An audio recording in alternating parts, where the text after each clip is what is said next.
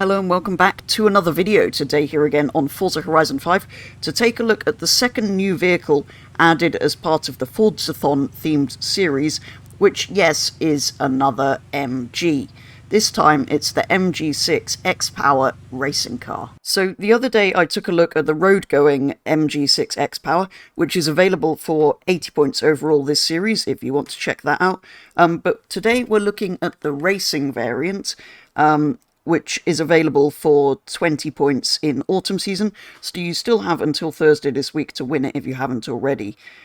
This one, though, is in fact the racing variant of the car we looked at the other day, which, like the Lynk & Co we got a little while back, I think is also a TCR spec car. Being a racing car, this livery is the only manufacturer paint option, and there are no fancy paint groups like on the road car.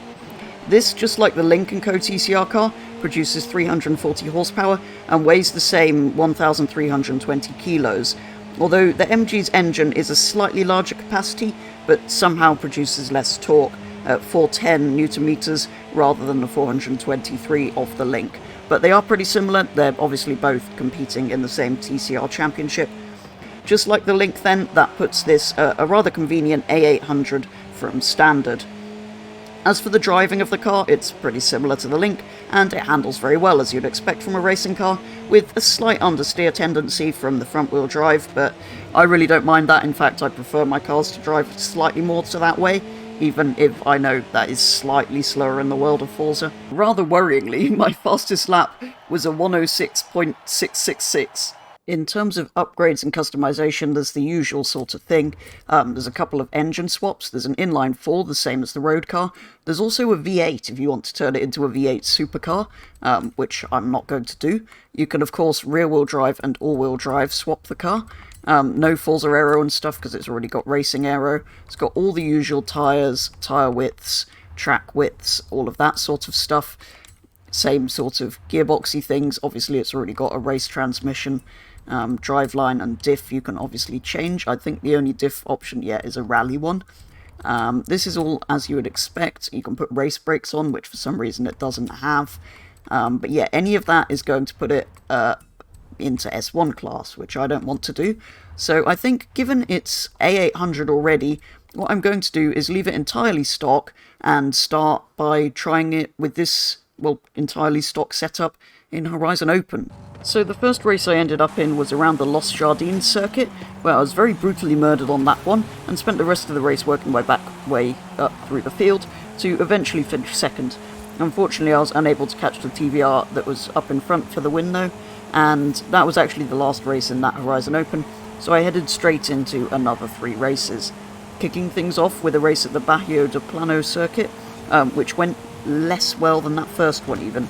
Although it was epic in the corners, this car, and eventually I did get second fastest lap. I just didn't have enough power on a slightly more kind of open high-speed track to compete with the faster cars.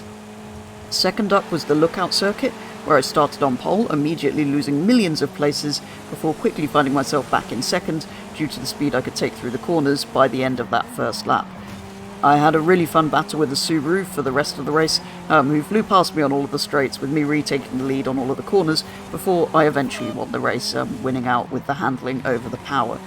And eventually, finally, we moved onto the Junas Blancas Sprint, which I knew the MG would struggle with as it's pretty power limited.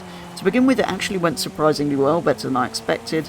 That was until I was obliterated into a wall by a bone shaker, which is no surprise really in Forza. Welcome to Horizon Open, everyone. Anyway, I then went and equipped this ESV Mars A-Class tune, before heading back into A-Class Horizon Open again. So, with that tune applied, I made it into another Horizon Open in time for the third race, with a bit of time to test the car while I was waiting for the race to start.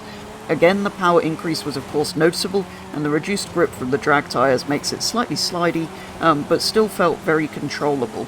In the first race I was in at Los Jardines though, I found it took me a while to get used to the reduced grip, only just really feeling comfortable with the car by the very end of the race, although it is a very handling focused circuit, so potentially this tune wasn't the best to take around there. My first impression though is still that I don't really like it as much as I enjoyed it stock. It's a little too oversteery for me. Anyway, that was the last race of that adventure, so on to a full Horizon Open, starting with Bajo de Plano again, which despite being higher speed was a similar story for this car. I did though get a similar fastest lap as I did in the stock car, but it kept breaking traction in a really weird, slow sort of way, which probably is just a trait of drag tyres, but I didn't enjoy how it drove at all. I actually much prefer how it drives stock, although it probably is slightly slower. Next up was a race up the Vulcan Sprint, which was going well until I got stuck behind a humongous thing forever, which by the time I was past meant I had no chance at gaining any more places. Not that I think I had the pace of the two Skylines out in front anyway. And the final race was the Estadio circuit, which I'm usually pretty good at, however this time I immediately missed a checkpoint somehow, making it an unintentional starting from the back of the grid challenge. I did get back through a lot of the pack, but got stuck behind an out-of-control NSX for a while, who I kind of eventually killed a little bit on the way past, but it was still a fun final race.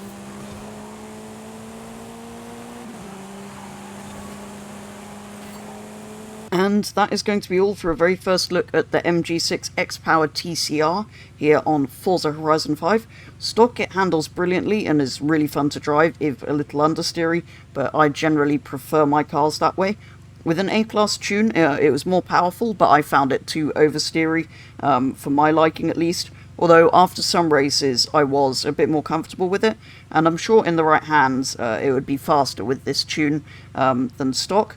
I am now, though, in two minds as to whether I'll revert it to standard or keep this tune on it. Anyway, that's a look at the second of the two new vehicles this series. I do look forward to seeing what's in store for us in the Japanese-themed Series 17, which is, of course, coming next. For now, though, that is going to be all, so thank you very much for watching, and I'll be back with the next video very soon.